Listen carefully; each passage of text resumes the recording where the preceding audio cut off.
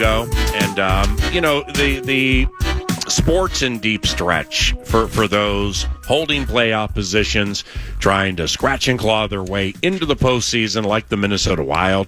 Michael Russo joins us now at Russo Hockey via Twitter and covers the Wild or along with Joe Smith and writes about hockey for The Athletic and theathletic.com. But what a grind. I mean, it just feels from afar, having not been certainly to any road games or a lot of these games are in the locker room, it just feels like a grind right now for this team. And Foligno, I think it was after the Arizona game, really liked what he said, where he's like, in paraphrasing, numbers and math and stuff like that are against us, but we want our fans to know that we want you to know we still have a chance. And that's how we're going to play every single game. So it's just grindy right now. And good morning. Yeah, I think that's what John Hines tried to. Good morning. I think that's what John Hines has tried to, really get these guys to believe is I think everybody knows the math and that the playoffs are still extremely unlikely. But when and a lot of that's based on just how everybody above them is playing right now. I mean, Bruno's got that team buzzing. I think we all think that Vegas is that points in 13 straight, by the way? 13, 11-0-2 since he canceled the U2 trip to Vegas. So gotta love it. What did he do? So you let the team go to that thing? They got killed at home, like 8-1 by Dallas, and then they were supposed to go to St. Louis, and then from St. Louis they were supposed to go to Vegas for 3 days, and the players were taking the staff to the U2 concert. Wow. He canceled it. They went to St. Louis, went back to Nashville to practice, and they have not lost since, starting with that St. Louis game. Well, forget the players. Yeah. I mean, the staff. A lot of people were upset. You see what I'm saying? Yeah, I mean, trust me. The players were upset. The staff was upset. Yeah. But you know what? Old school. Trust me, it was in concert with Barry Trotz, and they haven't lost since. It saved their season. Well, got their attention. There's no doubt about that. But to your original point about being a grind is that John Hines has made it extremely clear that his goal here is to create a culture of winning in important games down the stretch and highly contested games. And who cares what the math says? They've got to continue to win and not just go into their early off seasons playing like none of this matters. So this is all about hopefully getting into the playoffs, but sort of building a culture of what's acceptable going into next season, where the Wild, they've had three basic stretches here where they've killed their season this year. One was the first 19 games under Dean. One was the 7 games where they had everybody out of the lineup at the worst possible time. And then, to me, those 2 games before the break, where they lost third period leads to Nashville and Anaheim. Just think of they had those points right there. Those 4 points, and then not blew in the game against Buffalo at home where Gus couldn't handle a point shot. That's 5 points right there to be a point back of the playoffs, even with what they did in that 7-game stretch where they had 7 guys out of the lineup, or 1-7-1, whatever it was, and the 19 games to start the year. So even with the crummy play under Dean and that awful stretch where they had everybody out of the lineup, if they had just beaten Anaheim and Nashville and Buffalo and didn't blow those games, they'd be a point out of a playoff spot right now. Things would look a lot different. All right, well, with Bruno and the Preds and U2 and Bono and Edge, and now all of a sudden they never lose, and Bus mentioned, all right, Gustafsson. So Marc-Andre Fleury is between the pipes tonight, 3 consecutive games. And the last time Wild fans saw Bus, it's an L, but played pretty well against McKinnon and the Lanch.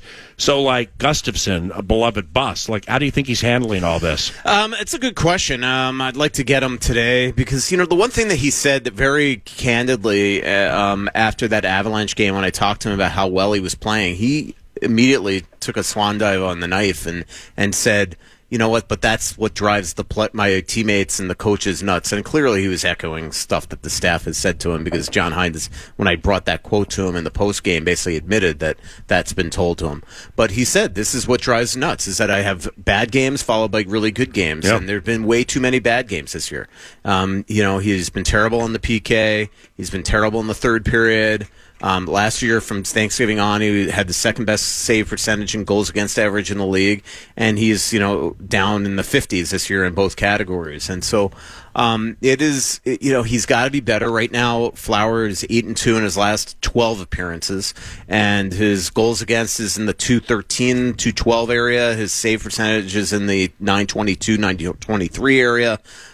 They're riding him right now because he's the one that's supplying the better of the goaltending since mid-January. And so Gus has got to be better. I think I'm still a little surprised that he didn't get one of these games on the homestand, just based on the fact that if you want him to be more consistent and prove it, you've got to put him in the net. But I think this tells two things. One, how well Flower's playing, but two, how little they trust him right now. That they can't trust that every single game that he's going to be the same goaltender. And this is in John Hines' mind, that playoffs are still very much a possibility, and he's going to ride his hot goalie right now. Yeah, and that's where you were going with that, with just basically from a time serve standpoint. The last time he plays was actually phenomenal against Colorado. Yeah. And what was it, 38 saves, but he wasn't getting a lot from the offensive side, and they lose a tight one to the Avs. But now we're looking, if he plays against the Blues later this week, that's a full 8 days since he's touched the ice. And it kind of reminds me, certainly different scenarios, but when we rode Fleury back into that season, and then we'd had to figure out how to work Talbot into the mix in the playoffs, ended up not working very well. And so at some point, you just got to get him out there. Maybe not tonight, but I think there's another game against the Ducks coming up. Do you play that game? Back-to-back next week, so he's getting one of those two. And then depending how tonight goes, will really determine if Fleury starts in St. Louis, where he usually plays the Blues pretty well. The difference between Talbot and Fleury situation was that Fleury waived his no-trade clause to come to Minnesota and was clearly promised that he would be the number one. And we know that because Talbot had 13 straight games down the stretch with a point to end his regular season and didn't start the playoffs. I mean, it doesn't take a brain surgery to say that to get him to waive his no trade, he was promised to be the number one. Here, Gus is not playing well, has not been very good, other than really the first part of John Hines' tenure here, where he was excellent until he got hurt in Winnipeg. And since then, he hasn't been very good again and has been extremely erratic. He's had these great games in Edmonton, great games against Colorado, as you mentioned, but then in between, he'll have the game against Nashville, where he can't stop a puck, or the game at home where if he's not pulled in that 10-7 game, he probably would have given up 12 the way he was playing. So he's got to be a lot better. I really genuinely am interested in what happens with him this offseason. Obviously, the Wild have him under a good contract for the next 2 years, but if Fleury wants to come back, I think Bill Guerin would entertain re-signing him at a one-year deal in the 3 range. And then you have to decide, do you come back with Gus and Fleury, or do you investigate trading Gus? I think what's going to happen here down the stretch if they lose a couple more games, and again, they're a couple losses from having no shot at the playoffs. That's just reality. Both Vegas and Nashville are basically on pace for like 97 points. The Wild can get max 101 or something. So that tells you can only lose 4 or 5 points the rest of the way.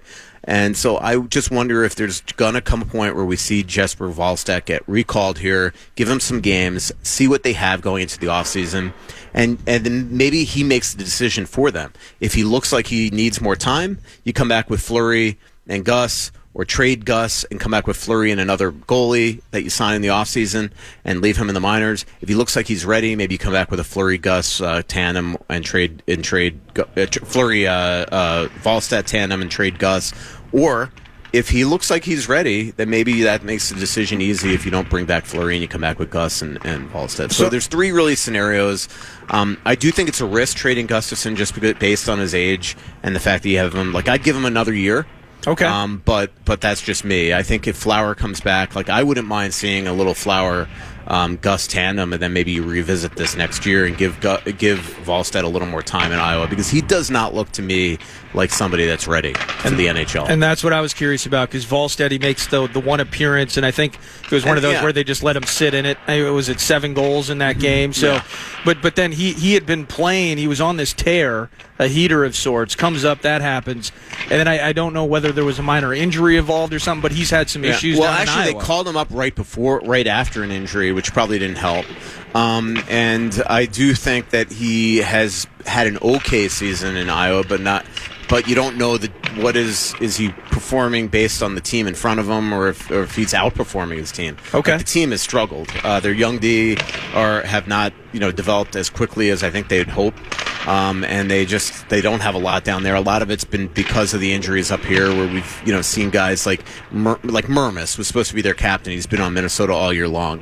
Lucchini and Lettieri were supposed to be down in Iowa. Obviously, been up here for most of the year. So all our injuries are in some ways impacting.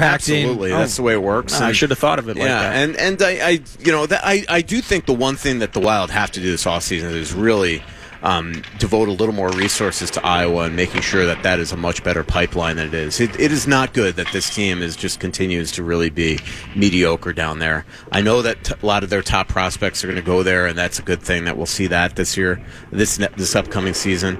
But I do think that they have to probably do a better job getting more depth down there, getting some veterans down there that are real quality. Because I think a lot of it would also help Minnesota if you run into injuries up here, that you can get guys that can play, a regular basis. With the Russian kid Husnadinov, Marat Husnadinov. What do you think his nickname's going to be? Husi? It's Husi? Yeah, he said Hus or Husi. Hus? Yeah, I would go Hus. What about Dino? Yeah, Dino's fine. That's clever. Just call him Marat. So put him in the mix, and with what they have, obviously, and after next season, the hostage holding contractually with Parisi and Suter. Well, that's done, right? Mm-hmm. After next season. Yeah, most of it. They still got 1.7 for the rest of eternity. Well, that's like getting out of jail and then having to go back because you forgot your shoes. Yeah, are you kidding me? Get new shoes. Yeah. But anyway, the future for this team with Rossi, Faber, obviously.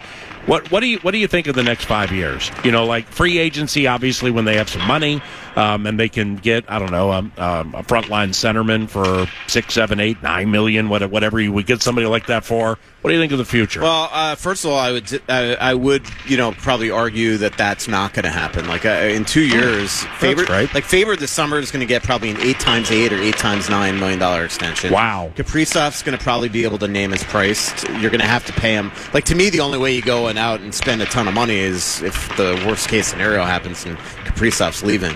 But he's going to have to get paid. Rossi, we assume, is going to have to get paid, and then you have all these other kids that you have to save for. So I think that just because the cap's going to be going up a lot here the next couple of years doesn't mean necessarily that once the 14-7 comes off that they're going to go for all external additions. But I agree with you. That would be nice to go out and get a top center. I like the wave. Like, to me, the exciting thing about Husnadinov being here is it sort of signals the next wave of players coming. Right? I mean, we've heard so much about him and Danil Yurov for so long. This kid shows up, real affable kid. Watching him in practice, really quality player. But trying to speak English right away to us. Calling Kaprizov a free taxi. He seems to be a character sleeping through a Billy sushi date with Kaprizov. Kaprizov said yesterday, no respect. Oh, yeah. They were supposed to have dinner on last Saturday night, and he just slept right through it. I thought slept through it while he actually was there, and his face went down in the wasabi. He just, jet lag hit him hard. Oh. They had lunch together. Kaprizov told him go get a couple hours sleep, and he slept through dinner. So Kaprizov was laughing about that yesterday. Kaprizov seems to love the guy. But to get to the original point, so you got, obviously, Yurov. Hold on, that's controversial. Does Zuki know that Kaprizov seems to love the guy? I joked on our podcast last night that'll be out later today that the next It's Not Weird Wild commercial needs to be like Husnadinov and Kaprizov like having all this fun, and then like a window and Zuki outside of it like looking just really sad. Well, like, I mean, now you're making him seem like a peeping Tom. Yeah, like he's peeping through, like he peeps through windows. Yeah, it's got to be Chaska. I got to think that he's a little jealous. His bromance is now a threesome. So it's like Chaska. But you got Yurov, who they're still trying to sign, even though he's negotiated his extension there. He hasn't signed it to Wild. They're still talking to his agent. You have Riley Heidt that is going to get a real heck of a chance. He's third in the Western Hockey League in scoring. So you got Riley Heidt that they're going to give a big time chance in training camp. You have Hunter Haight that's turning pro next year. You have Liam Ogren who's coming over. There was some scuttlebutt in Sweden that Hunter he was Haight back there. Yep. That's There's a badass Riley Height name. and Hunter Haight. Well, Hunter Haight's a badass both sports them name. are really good It's like players. the media relations guy for the Wild, not Rebel Rival, certainly not Sickman. Yeah. But my man who came over earlier, we've seen all of his emails. Dylan Daniel. Yeah, Dylan Daniels. Oh, yeah. I think I picked him up 15 times in my fantasy basketball league as a backup guard for the New Orleans Pelicans. Yeah, you just like exactly. you like saying double D. Yeah. I mean, that's what. And then you add in with Volstad and some, if you could get one or two of these young D, like a Damon Hunt or a Lambos or an O'Rourke or Jack Parrott, one of these guys to really develop. They added Declan Chisholm, so Declan Chisholm's he's tough to figure out, at least for me watching games. Yeah, he gets the goal in his debut, and then he's around nine things that go wrong. How's he faring? It's so up and it's. I can't remember the last time I watched a full game because I've been traveling a little bit, and man, it was just everything right in front of the net, and he clearly didn't get his guy, and it was a massive goal. He had tough games in Nashville and St. Louis on the trip that I I think it might have been St. Louis. Yeah, so Hunter Haight. But I like him. I mean, and I think if you have him, like if you could have like next year, let's just say Spurge is healthy, and you have say a Brodian and Faber, a Chisholm, and say a Chisholm and Spurgeon, and a third pair with say Middleton and Bogosian. That's pretty good top six. Obviously you can rearrange them any way you want, but Middleton probably in Minnesota, even though I love him as a player, he probably plays a little up. And if you could get a third pair where then you can even everything out, I think that's a heck of a blue line. And then obviously John Merrill is going to be back. There's just there's to me a lot to like. I really like the continued development of Rossi. I'll be interested to see if that's somebody that is here long term, or if they just sign him bridge deals coming up, or what's going to happen there, because you just still don't get the impression that the organization is completely convinced that he's going to be a stud. But his numbers, like you look at Brad Marchand early in his career compared to Rossi, and they're almost identical. Really? So I'm not saying that Rossi's going to be Brad Marchand, but this is way too young to me. Going to have a little ear licking in about 7 years? I would not give up on a kid. Or ear blowing? I mean, I'll take That was him, right? Biting, licking. That was Marchand, right? Yeah. Marchand licked the guy's face. Yeah, well, I think he nibbled on somebody's. Yeah, oh, wait, that was. Lance I'll Stevens? stop right there. Oh, wait, that was an No, yeah. So, anyway, go ahead. Who's Nadinov? You talk about him as a dude, and as you've worked with him here, what can we expect once he hits the ice? Maybe tonight, and hopefully soon. Zuki, speaking of Zuki, just coming out, just yawning, the biggest yawn ever. What can we expect? I don't know. Nadinov? What does he look like? First of all, I really hope he debuts tonight. It's. I just want to see him. Does he really exist? He's not. Is he out here? He's not out here yet. I haven't seen him great. yet. Number 22. Yeah, 22. Who's Nadinov the hitman?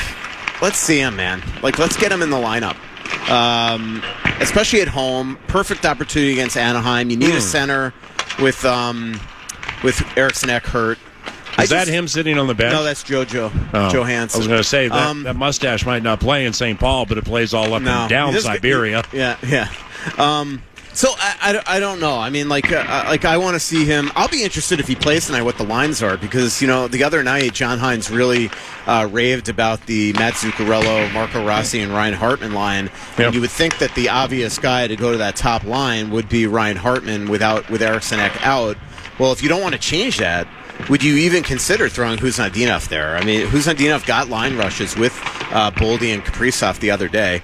I just hope it's not something like where we all of a sudden see JoJo centering the top line. We've seen that before, and we've seen Goudreau there before. Let's see something fun. Hey, I find myself right now missing Mikko Koivu, and here's why. Okay. Well, because you get Jake Lucchini, who I know has come up fist bump here, and a lot of smiles from a lot of the younger players. Box in the boxes here, stuff like that. You missed the angry stare. I miss Koivu skating up and just staring darts through your soul because of something you had written recently, probably in the Star Tribune at that time, or tweeted or something. Yeah, and strip the C. And he wanted to. Yeah, the C on the C stood for clobber because he wanted to clobber you. And then he would skate away, and it was like an uncomfortable moment. I find myself missing those uncomfortable moments right now. It's funny because you said that when you said that you missed Koivu, I actually got a little nervous because I thought you were going to this is your life, and he was going to appear. Scandinavian. I've never Drago. said I've missed Mikko in my life. Yeah. Love Mikko, respected Mikko, but we were good for 2 or 3 blow-ups a season, and it was always very, very awkward. And, usually there was an old coffee shop in northeast Minneapolis called Terracino. Yeah. And we were good for 2 sit-downs a year where we had to basically kiss and make up.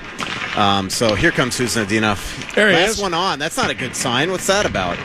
Oh, no, John Merrill's last one on.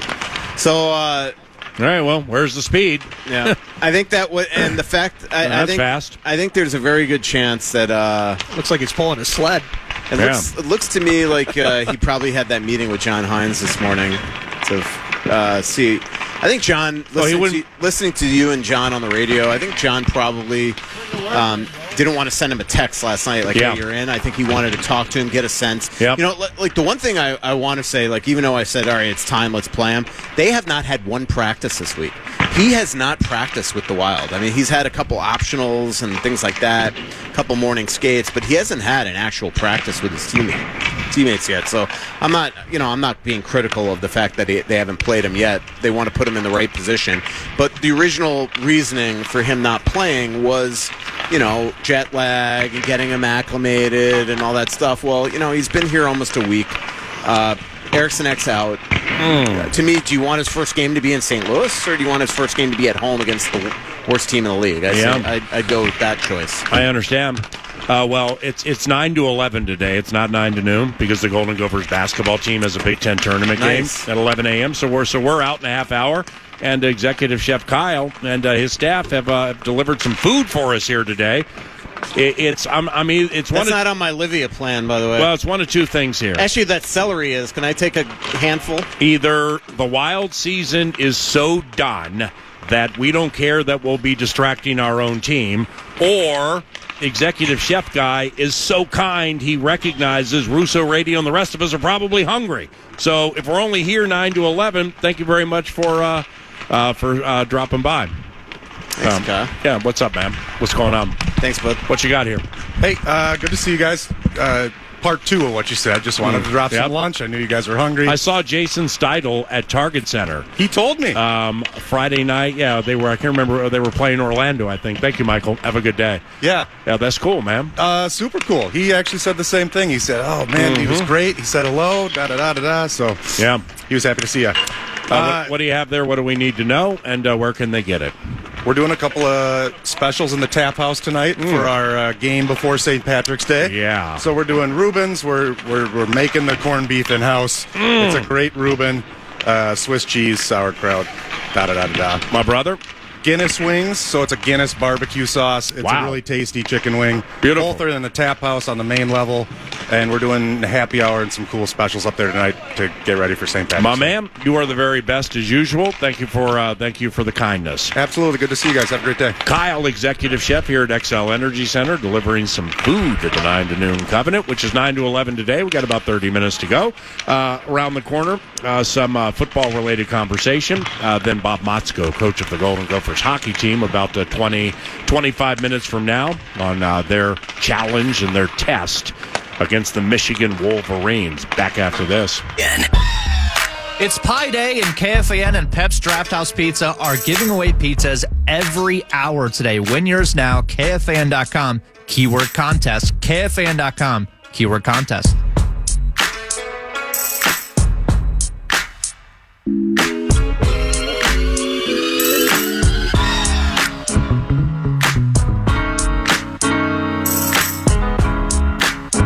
Here they are. The sounds of hockey that make up Box in the Box. And your Minnesota Wild with the morning skate. A day they play the Anaheimers this evening shortly after 7. And it's desperation/nervous time for the Minnesota Wild. Desperately in search of 2 points pretty much every single game to make the postseason. That conversation goes in the rearview mirror for a second as we pave the way for this. Indeed. Vikes Bites brought to you by Thousand Hills Lifetime Grazed Grass-Fed Beef. Go to thousandhillslifetimegrazed.com. Learn more about delicious products, regenerative agriculture, and all of that. Thank you to Thousand Hills. I want to start here, non-Vikings specific related, but former Vikings related. And I'm sure you saw this, the report that came out. It was kind of, in some ways, hearkening me back to when Anthony Barr had agreed to terms with the New York Jets, and then at the last second spurned the Jets, returns home to the Vikings. Eric Kendricks, let go from the Chargers, had an opportunity to enter the free agency market, agrees to terms with Greg Papa's Niners, and then says, well, hold on a second. No, and he thinks about it a second, goes to the Dallas Cowboys. And a lot of people have made an effort to point out that when Eric Kendricks was here and Mike Zimmer was fired, he has a quote that's been used a bunch to kind of, in some ways, dagger and vilify the now former Vikings head coach Mike Zimmer about a fear-based... Oh, that's what your text to me meant about fear-based. The fear-based... That a fear-based... So I was like, what the hell is this? Yeah, fear-based organization is not the way to go. Okay. And a lot of people ran with that, of course, in the recency of Zimmer being let go, and it's been talked about myriad times. Now, with that said...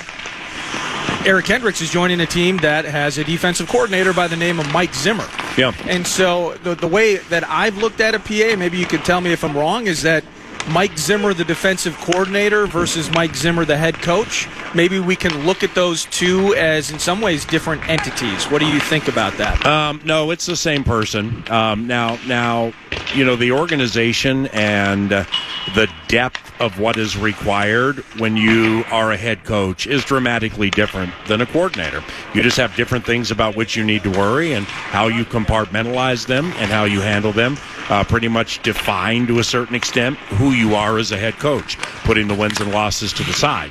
I think at the end of the equation for Eric, I think he recognizes he absolutely has a better chance to, A, make the team, and B, play with Dallas than he does with San Francisco. Now, the 49ers, and Papa and I were texting about this when I was in California, because he's like, what can you tell me about Kendricks? I'm like, well, I don't know what happened last year with the LA Chargers, but his pass coverage fell way, way off from what I understand. And, in my years doing this job with this team, he's absolutely one of the, if not the best pass covering linebackers that I've seen for the Minnesota Vikings. So I don't know what fell off last year.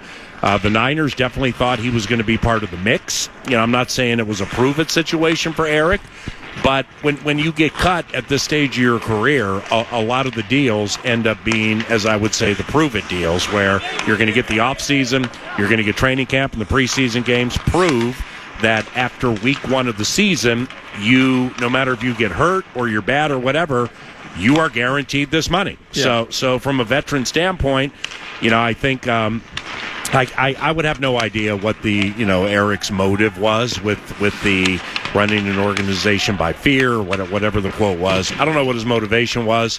I would absolutely guarantee strong, but there's no way Zimmer and Kendricks did not text this thing out before, or talk this thing out before he shunned the Niners. He flipped on the Niners. So now, I guess this conversation could play into Cousins with Atlanta / Minnesota, depending on which team you think is better and why. Is money and opportunity versus opportunity and a chance to win at a super high level. That for Kendricks, the Niners are better than the Cowboys. Yeah, and I don't see that changing in the immediate future. Yet he decided to leave. I would assume because he's basically guaranteed inside linebacker playing time with that team. Well, wouldn't he have been guaranteed some time with the Niners too, with Greenlaw's injury?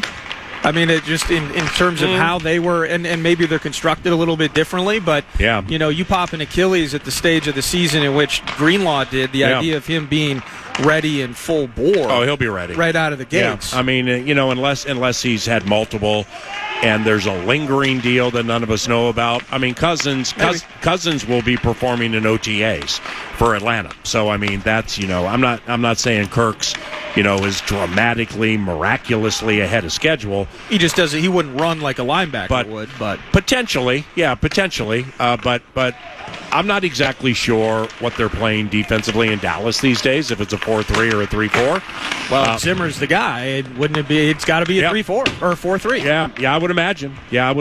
And I'll be curious to see what they do with free agency and the draft. They've been slow to go in free agency, and that's the first guy they've signed, I think. Yeah, it's age old where if you're pulling for a team that is quiet early in free agency, then everybody else is the fool for overpaying for people. Right. But if you're hot and active early in free agency, early bird gets the worm.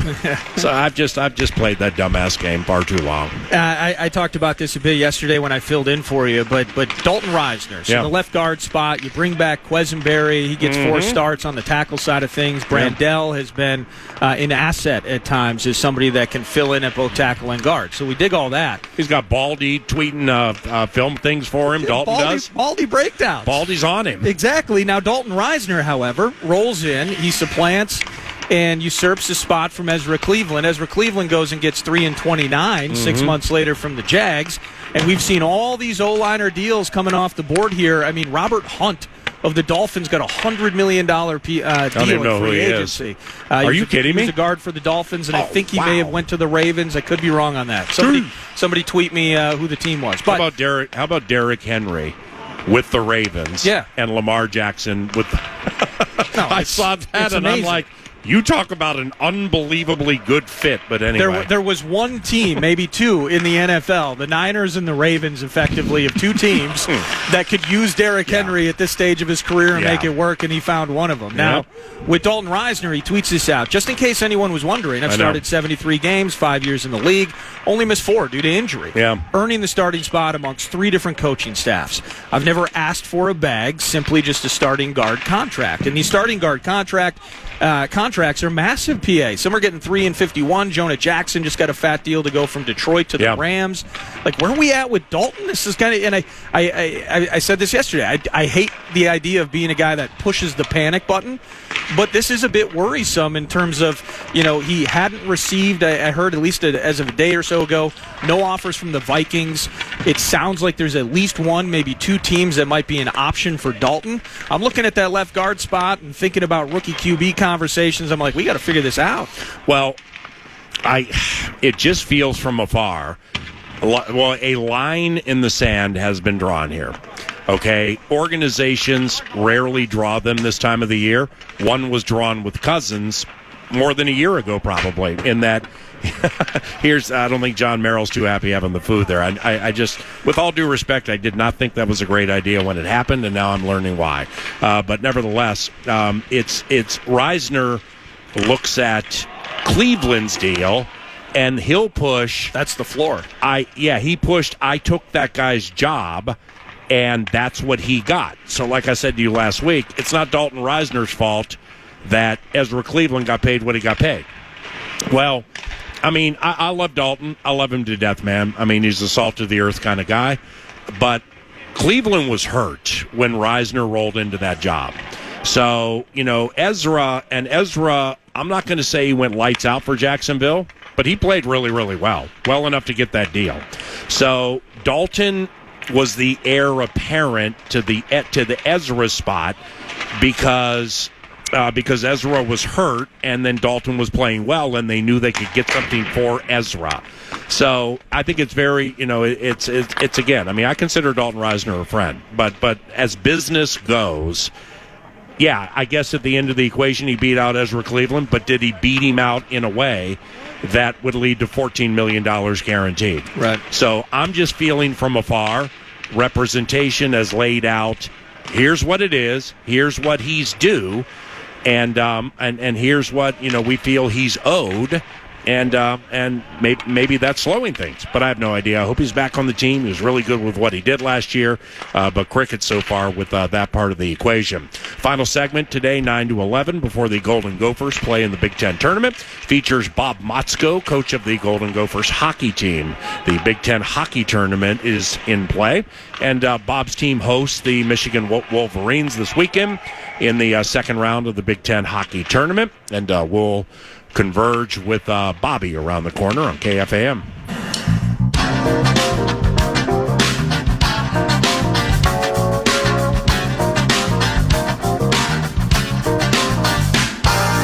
Bob Motzko, coach of the Golden Gophers hockey team, joins 9 to noon, which is 9 to 11 now. We're very much in deep stretch of the Thursday radio show with the Minnesota Wild morning skate taking place. Sounds of Hockey at XL Energy Center, and Bob joins us now. Bob, Coach, what's going on? Paul Allen. Paul, we're getting ready. You got Michigan. We just played them we ended the regular season with them, and now we've got them here in the semifinal game. Ohio State and Michigan State are taking off Saturday for the other semifinal game. So, state tournament just got over, and we're in the middle of playoffs. So there's an exciting time right now. No doubt, very exciting. And Friday, in my estimation, was surgical with what you did to Penn State. A little more on the grind Saturday, but that's generally how it goes. But we'll finish the conversation with that in a minute or two. My question for you is, where is he? Oliver Moore, is he in the vicinity? He's right here. He's sitting in the locker room. Come on, man. Can I chat with him for a second? Yeah, let me grab him. Oh, that's sweet. Yeah, here he is. What's going on? Oliver, it's Paul Allen. How are you? Doing great. How are you? Right on, man. Last time we chatted, you were on a bus, I think, heading to Madison, and you scored. Yeah, we were. And I tried to get you last time, and you were eating food at an airport, and you didn't score. So now I didn't ask for you this time. Do you prefer Oliver or Ollie? Call me Ollie. Ollie's great. Yeah, Ollie. Yeah. And so the coach texted me a little while ago saying, I'm going to be close to Ollie if you want to chat with him. I'm like, hell yeah, as a matter of fact, I would. Simply to congratulate you on getting through a fantastic regular season. And I know you're high end. I know you were a first-round draft pick by the Blackhawks, like 19th or something like that. So, I mean, I'm not breaking news here that you're good at the game. However, there are a series of firsts that are coming at you. And now it's the first Big Ten tournament and the first NCAA tournament. So how you handling this whole thing, Ollie? Yeah. No, it's been, obviously, like you said, it was a great regular season for the boys. And, now heading in the playoffs, it's definitely amped up a little bit, finishing up our Penn State series. And now, obviously, headed into Michigan, a big rival coming in. So, yeah, I mean, we're all super pumped. I think our whole team, just the feeling around the rink right now is, it's awesome, and you can definitely tell it's playoff season. So we're having fun with it. And obviously playing, playing as close to perfection as you can, obviously is the goal. But part of that is not making mistakes. I mean, I think that in sports, man, whether it's calling Vikings games or doing what you do, is people focus frequently on the consistency level of those who do things well. But there's something to be said for those who get teams beat. You know what I mean? And that's just got to be kind of part of the mindset, like, okay, I'm squared away here, and then ask a question about things. You seem to be that kind of a player. Yeah, you think as a young guy coming into it's important to ask questions. And, I think especially in, like you said, professional sports, college sports, I think, you can't make big-time mistakes in big-time moments. And, just stepping up to the occasion and being ready for whenever your name is called is all you're worried about. But we're excited. All right, my brother. Best of luck against Michigan. Keep yourself healthy. I'm feeling a goal or two coming. Because I know you're not going to press. You don't become a first-round draft pick if you press. So you go tear it up, Ollie. Great chatting with you again. And shoot, let's do it right around the NCAA tournament, okay? Yeah, let's do it for sure. Thanks for having me on. Yep, give the phone back to Coach, all right? Yep. Appreciate you. Oliver Moore. In the business, we call him Ollie, Totino Grace, and now Bob Motzko's Golden Gophers. Coach, you there? Yeah, I'm here. Seriously, what a wide-eyed, exuberant, wonderful kid he is. Holy cow, Ollie Moore. All business. They might just walk through the locker room. He's the only guy in there. He's doing his stretching, getting prepared. We got practice at 1:00, and he's here a couple hours early, and he's that way every day. Yep. Bright future, and a big part of what we're building here. Hey, I only have a minute and change left because of Gophers basketball coming up, and I'm sure we'll chat next week and the week after and stuff like that. But with referees, with officials, Bob, do they call postseason games differently than regular season? And the reason I ask is because of Michigan and that power play. Yeah, well, we kind of did it to ourselves last time we played them a couple times. But are they different? I'm the wrong guy to ask. I mean, it just sometimes it's been all over the map with what's happening. And, you get Michigan, it's, big crowd. We're going to have, right now, over 8,000 tickets are out right now. It's going great. And sometimes these officials, they get caught up in the moment. Right. And that's why you just hope we get some a set in here that's calm and can stick with the game and not let it get out in front of them. Same as our players. We've taken a couple penalties lately that we cannot afford to take. And sometimes it's just your emotions. They take over on you in big moments, and we got to keep that in check because we have to keep Michigan off the power play as much as we can. My brother, you tear up the Wolverines, and we will talk soon. Okay, Bob. Thanks for the help with Ollie Moore. That was cool. I appreciate you. You got it, PA. Thank you. Bob Motzko, coach of the Golden Gophers hockey team, taking on the Michiganders this weekend. And 9 to 11, the 2-hour presentation has come to a conclusion from XL Energy Center with the sounds of hockey. And the Minnesota Wild morning skate still very much in play. 7 o'clock tonight, they take on the struggling Anaheimers. No Joel Eriksson Ek. Hus Nadinov, the Russian speedster, is expected to debut. And Marc-Andre Fleury will be your goaltender this evening. For Eric Nordquist and Brett Blakemore, the producers of 9 to Noon, I'm Paul Allen. Big Ten Tournament basketball featuring your Golden Gophers coming up next on FM 100.3 KFAN.